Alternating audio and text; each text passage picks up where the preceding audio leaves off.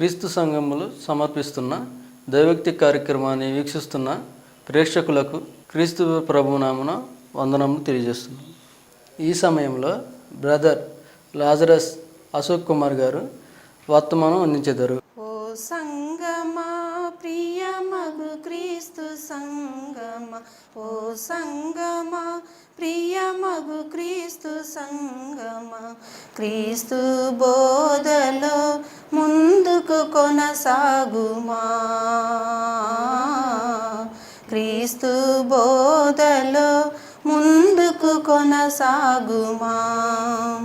క్రీస్తు తనదు రక్తము చేత కొనబడిన సంగమా, క్రీస్తు స్వారూప్యం కలిగి క్రీస్తునే ప్రతిబింబించు. క్రీస్తు తనదు రక్తము చేత కొనబడిన సంగమా, క్రీస్తు స్వారూప్యం కలిగి క్రీస్తునే ప్రతిబింబించు. క్రీస్తు స్వారూప్యం కలిగి క్రీస్తునే ప్రతిబింబించు. ఓ సంగమా ప్రియమగు క్రీస్తు సంగమ, ఓ సంగమా ప్రియమగు క్రీస్తు సంగమ, క్రీస్తు బోధలో ముందుకు కొనసాగుమా, క్రీస్తు బోధలో ముందుకు కొనసాగుమా. అన్యజనుల మధ్యలోన క్రీస్తు సంగమా, అనుసరించు సత్యవాక్యం అందరూ నిన్ను పోలి నడువా. అనుజనుల మధ్యలోన క్రీస్తు సంగమా, అనుసరించు సత్యవాక్యం అందరూ నిన్ను పోలి నడువా. అనుసరించు సత్యవాక్యం అందరూ నిన్ను పోలి నడువ. ఓ సంగమ ప్రియమగు క్రీస్తు సంగమ, ఓ సంగమా ప్రియమగు క్రీస్తు సంగమ, క్రీస్తు బోధలో ముందుకు కొనసాగుమా, క్రీస్తు బోధలో ముందుకు కొనసాగుమా. పరిశుద్ధులకొక్కసారే అప్పగింపబడిన బోధకై పౌలు వలె పోరాడుచు విశ్వాసము కాపాడుకో. పరిశుద్ధులకొక్కసారే అప్పగింపబడిన బోధకై పౌలు వలె పోరాడుచు విశ్వాసము కాపాడుకో. పౌలు వలె పోరాడుచు విశ్వాసము కాపాడుకో. ఓ సంగమా ప్రియమగు క్రీస్తు సంగమ, ఓ సంగమా ప్రియమగు క్రీస్తు సంగమ, క్రీస్తు బోధలో ముందుకు కొనసాగుమా, క్రీస్తు బోధలో ముందుకు కొనసాగుమా. మహోన్నతుడైన దేవుడు మన జీవితంలో మరొకసారి దేవుని వాక్యము ధ్యానం చేసుకునే అవకాశాన్ని దేవుడు దయచేసినందుకు దేవునికి స్తోత్రాలు. క్రీస్తు ప్రభు నామంలో దేవోక్తి కార్యక్రమాన్ని వీక్షిస్తున్న మా ప్రియమైన సహోదరి సహోదరులందరికీ శుభాభివందనములు సమర్పించుకుంటున్నాం. గత వారములలో మహోన్నతుడైనటువంటి దేవుడు మన సృష్టికర్త అని, ప్రభు అయినటువంటి యేసుక్రీస్తు సృష్టికి మూలమని పాఠాలను మనం నేర్చుకున్నాం. ఈరోజు ప్రసంగి గ్రంథము 7వ అధ్యాయము 29వ వచనంలో ఉన్న వాక్య భాగమును చదువుకుని ఈరోజు ఒక పాఠాన్ని మనం ధ్యానం చేసుకుందాం. ప్రసంగి గ్రంథము 7వ అధ్యాయము 29వ వచనం. ఇది ఒకటి మాత్రము నేను కనుగొంటిని, ఏమనగా దేవుడు నరులను యథార్థవంతులనుగా పుట్టించెను, గాని వారు వివిధమైన తంత్రములు కల్పించుకొని ఉన్నారు. ఈ వాక్య భాగాన్ని అనుసరించి ఈరోజు మనం ఒక పాఠాన్ని ధ్యానం చేసుకుందాం. దేవుడు మనలను ఎలా పుట్టించాడు అనే పాఠాన్ని దేవుని వాక్యంలోంచి మనం ధ్యానం చేసుకోబోతున్నాం. దేవుడు మన సృష్టికర్త అని, ప్రభు అయిన యేసుక్రీస్తు సృష్టికి మూలమని మనం గత పాఠాల్లో నేర్చుకున్నాం. అదే రీతిగా దేవుడు మనల్ని ఎలా పుట్టించాడనే పాఠాన్ని ఈరోజు మనం చూడబోతున్నాం.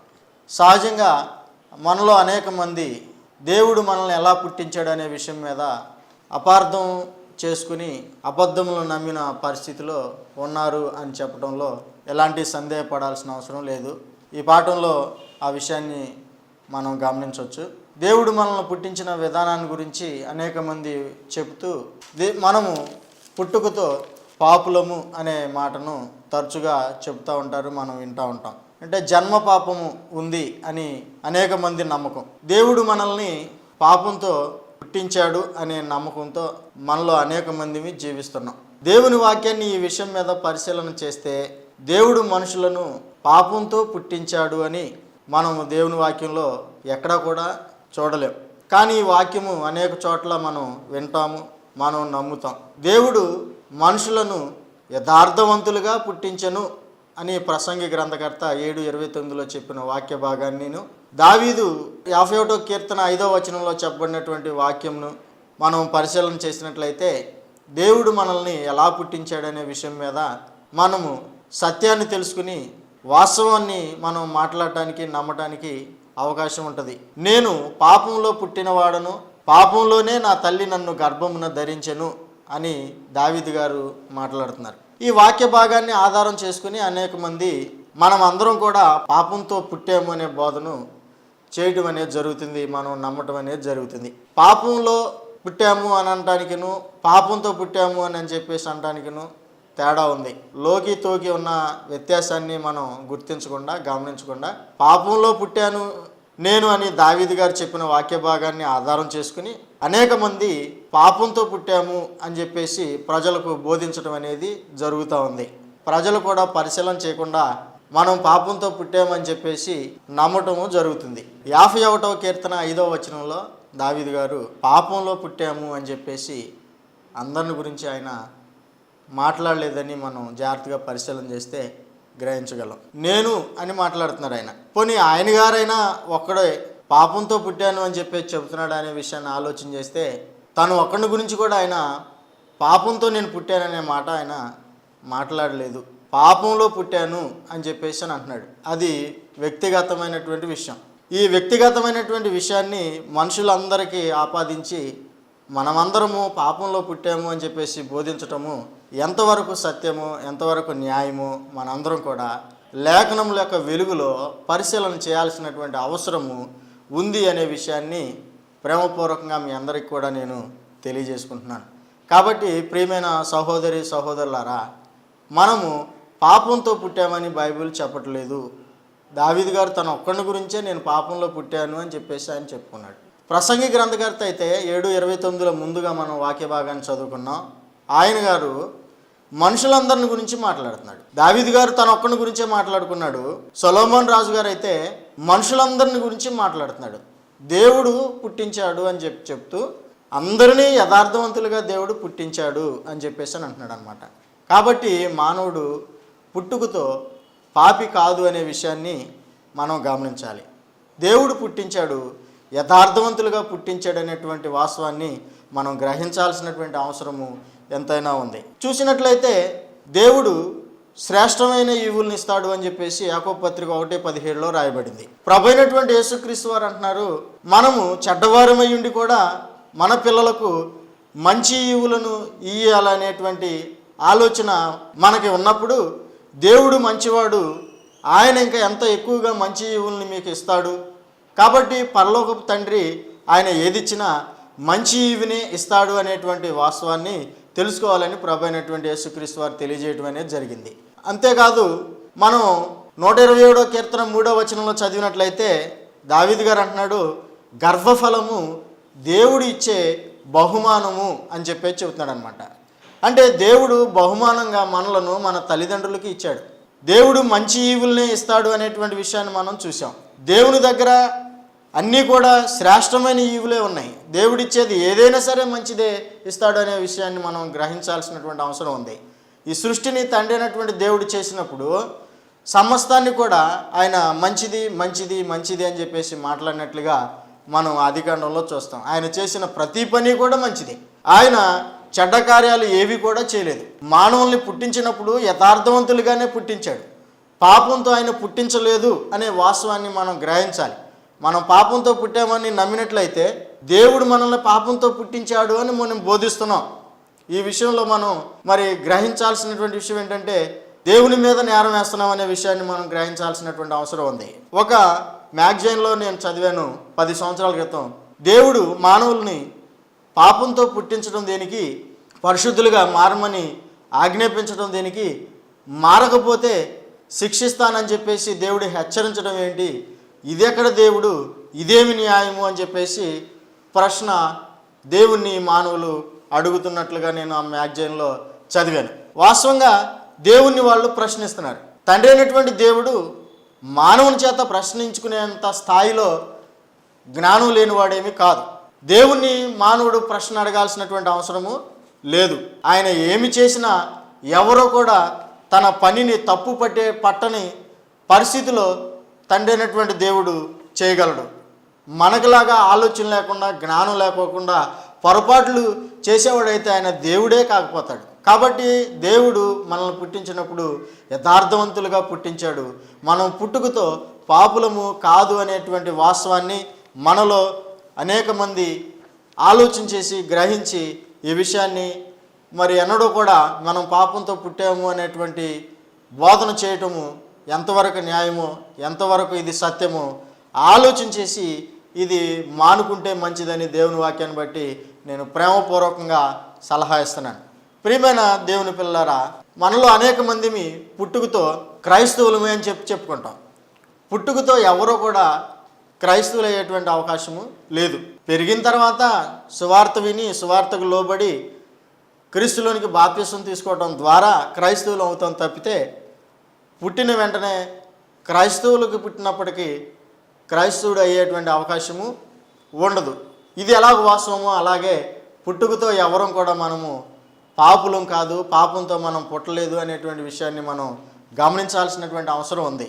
యేసుక్రీస్తు ప్రభువారు చిన్న బిడ్డల్ని తన యొద్దకు తీసుకురమ్మని అభ్యంతరం పెట్టిన శిష్యులతో ప్రభు అయినటువంటి యేసుక్రీస్తు ఏమన్నారంటే, దేవుని రాజ్యం ఇలాంటి వారిదే అని చెప్పాడు. కాబట్టి చిన్నపిల్లల్లో పుట్టిన వారిలో పాపము లేదు, మనం పుట్టుకతో పాపులము కాదు అనేటువంటి వాస్తవాన్ని మనందరం కూడా తెలుసుకోవాలని, మనందరం కూడా గ్రహించాలని దేవుని వాక్యాన్ని బట్టి మీ అందరికి కూడా నేను ప్రేమపూర్వకంగా ఈ విషయాన్ని తెలియజేస్తున్నాను. పోతే మనలో అనేక మంది ఇంకా ఏం నమ్ముతారంటే తల్లిదండ్రుల పాపం మన మీదకు వస్తుంది అని చెప్పేసి నమ్ముతారు.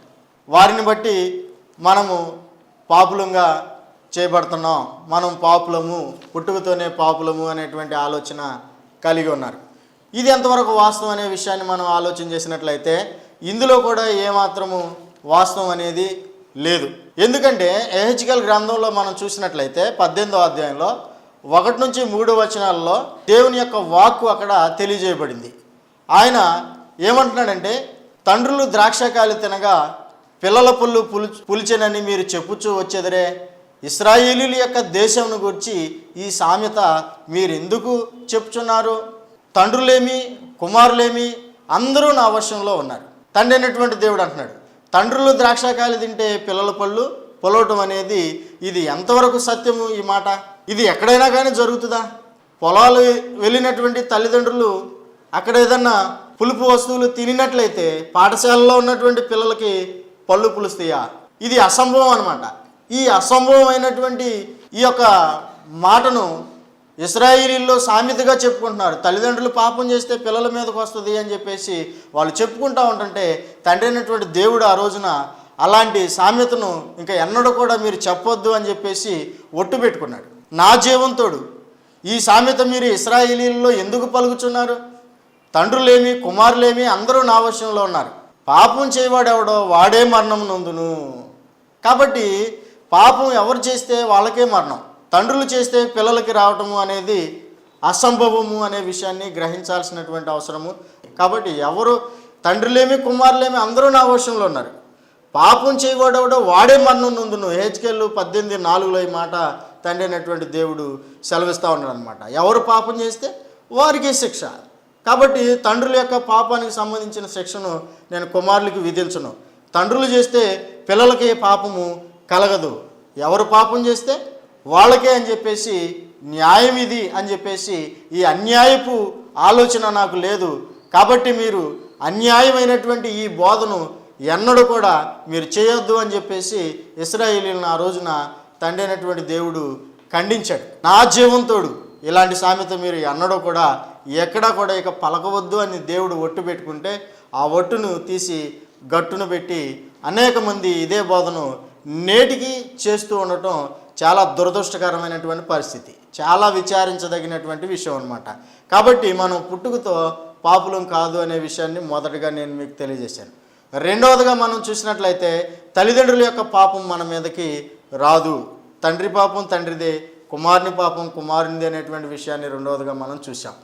ఇక్కడ తల్లిదండ్రుల పాపం మన మీదకు వస్తుంది అని చెప్పేసి అనేక మంది నమ్మటానికి కానీ బోధించడానికి కానీ 51వ కీర్తనలో పాపంలో మనం పుట్టామని చెప్పేసి దావీదు గారు చెబుతుంటే లోకి తోకి తేడా తెలియకుండా పాపంతో మనం పుట్టాము అని చెప్పేసి ఎలాగైతే ఆ లేఖన భాగాన్ని అపార్థం చేసుకుని బళ్ళగుద్ది మరి మనం పాపంతో పుట్టామని చెప్పేసి ఎలాగైతే బోధిస్తున్నారో అలాగే ద్వితీయోపదేశకాండం 5వ అధ్యాయంలో 9వ వచనం నుంచి చూసినట్లయితే అక్కడ చెప్పబడినటువంటి వాక్య భాగాన్ని ఆధారం చేసుకుని అనేక మంది తల్లిదండ్రుల పాపం మన మీదకు వస్తుంది అని చెప్పేసి బోధించడం అనేది జరిగింది. లేఖనములను మనం అపార్థం చేసుకుంటే అబద్ధములను బోధిస్తాం, అబద్ధములను నమ్ముతాం, మోసపోతాం. లేఖనములను అర్థం చేసుకుంటే సత్యాన్ని గ్రహిస్తాం, సత్యాన్ని నమ్ముకుంటాం, సత్యం మనల్ని స్వతంత్రులుగా చేస్తుంది, ఆ సత్యం ద్వారా మనము రక్షించబడతాం. లేకపోతే మన విశ్వాసము, మన ప్రయాస, మన ప్రార్థన అంతా కూడా వ్యర్థమవుతుంది అనే విషయాన్ని మనం అందరం కూడా తెలుసుకోవాల్సినటువంటి అవసరం ఉంది, గ్రహించాల్సినటువంటి అవసరం ఉందన్నమాట. ద్వితీయోపదేశకాండం 5వ అధ్యాయం 9 నుంచి మనం చదివినట్లయితే వాటికి పూజింపకూడదు, వాటికి నమస్కారం చేయకూడదు, మీ దేవుడినైనా యెహోవానగు నేను రోషం గల దేవుడును, నన్ను ప్రేమించిన ఆజ్ఞలు గైకొని వారి విషయంలో 1000 తరముల వరకు కరుణిస్తాను, నేను నన్ను ప్రేమించకపోతే నా ఆజ్ఞలు గైకొనకపోతే 3-4 తరముల వరకు వారిని శిక్షిస్తాను అని చెప్పేసి దేవుడు చెప్పినటువంటి ఆ మాటను తీసుకుని ఈ రోజున అనేక మంది తల్లిదండ్రుల పాపం మన మీదకు వస్తుంది అని చెప్పేసి బోధించటమును మరి వినిన వారు కూడా నమ్మటమును జరుగుతోంది. అక్కడ దోష శిక్షణ గురించి తండ్రి అయినటువంటి దేవుడు మాట్లాడాడు. తల్లిదండ్రుల యొక్క దోషమును కుమారుల మీదకి రప్పించుచు అని రాయబడిందండి. పాపము అని చెప్పేసి రాయబడలేదు. పాపం వేరు, దోషం వేరు అనే విషయాన్ని మనందరం కూడా గ్రహించాల్సినటువంటి అవసరం ఉంది. చూసినట్లయితే తల్లిదండ్రుల ద్వారా కుమారులకి దోషం వస్తుందేమో కానీ పాపం రాదు. పాపం ద్వారా వచ్చేటువంటి జీతము మరణం, అది యుగయుగాలు నిత్య నరకాన్ని పొందటం, రెండవ మరణం అది. అయితే దోషం ద్వారా వచ్చేటువంటిది ఈ భూమి మీద తాత్కాలికంగా మనము అనుభవించేది. తల్లిదండ్రులు మంచివాళ్ళే, వారు మన ఆస్తులకు కర్తలుగా చేసినట్లయితే మనం వాటిని అనుభవిస్తాం. వారు దుర్వ్యసనాలకు లోనే ఉన్నదాన్ని అవజేసినట్లయితే మనం భూమి మీద ఇబ్బంది పడతాం. అది అలాంటి దోషము మనం అనుభవిస్తాం. కానీ మన తల్లిదండ్రులు చేసిన పాపాన్ని బట్టి వారి యొక్క పాపాలు మనం పంచుకోమనే విషయాన్ని దేవుని వాక్యం ద్వారా మనందరం కూడా తెలుసుకోవాల్సినటువంటి అవసరం, గ్రహించాల్సినటువంటి అవసరం ఉంది. దీనిని బట్టి మనం ఆలోచన చేసినట్లయితే ప్రియమైన సహోదరి సహోదరులారా, తల్లిదండ్రుల పాపానికి మనకి ఎలాంటి సంబంధము లేదు, ఉండదు అనే వాస్తవాన్ని మనందరం కూడా తెలుసుకోవాలని ఈ పాఠాన్ని బట్టి నేను ఈ విషయాల్ని మీ ముందు ఉంచుతున్నాను. తర్వాత అనేక మంది ఏమి నమ్ముతారంటే తల్లిదండ్రుల పాపం లేకపోయినా, మనం పుట్టుకతో పాపులం కాకపోయినా ఆదామును బట్టి మనము పాపులము అని చెప్పేసి నమ్మటం అనేది జరుగుతుంది. దీనిని నమ్మడానికి కూడా మనం ఒక వాక్య భాగాన్ని వాళ్ళు అపార్థం చేసుకోవడం అనేది జరిగిందనమాట. రోమీలకు రాసిన పత్రికలో 5వ అధ్యాయము 12వ వచనాన్ని చూసినట్లయితే ఒక మనుషుని ద్వారా పాపము ద్వారా మరణమును లోకంలోనికి ఎలాగూ ప్రవేశించనో అలాగుననే మనుషులందరూ పాపం చేసినందున మరణము అందరికీ సంప్రాప్తమాయను అని చెప్పేసి రాయబడింది.